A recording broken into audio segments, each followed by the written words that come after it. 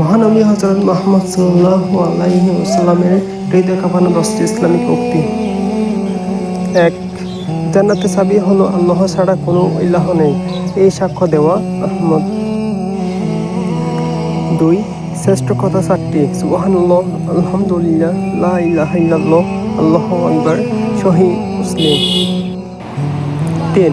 বান্দার উপর আল্লাহর অধিকার হলো তারা কেবল তারই আনুগত্য করবে এবং তার সঙ্গে কোনো অংশীদার করবে না, সহিহ বুখারী। 4. বলো, আমি আল্লাহর প্রতি ঈমান এনেছি, অতঃপর এই কথার উপর অটল থাকো, সহিহ মুসলিম। 5. ঈমান না এনে তোমরা জান্নাতে প্রবেশ করতে পারবে না, তারগীব। 6. যে কেউ ঘোষণা দেবে আল্লাহ ছাড়া কোনো ইলাহ নেই আর মুহাম্মদ সাল্লাল্লাহু আলাইহি ওয়াসাল্লাম আল্লাহর রাসূল, আল্লাহ তাকে জাহান্নামের জন্য নিষিদ্ধ করে দেবেন, সহিহ বুখারী। 7. তুমি মুমিন হবে তখন যখন তোমার ভালো কাজ তোমাকে আনন্দ দেবে আর মন্দ কাজ দেবে মনোকষ্ট, আহমদ। 8.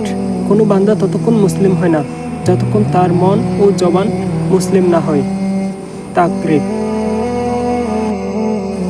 9. যে পবিত্র থাকতে চায় আল্লাহ তাকে পবিত্র রাখেন, সহিহ বুখারী। 10. 7 বছর বয়স হলে তোমাদের সন্তানদের সালাত আদায় করতে আদেশ করো, আবু দাউদ।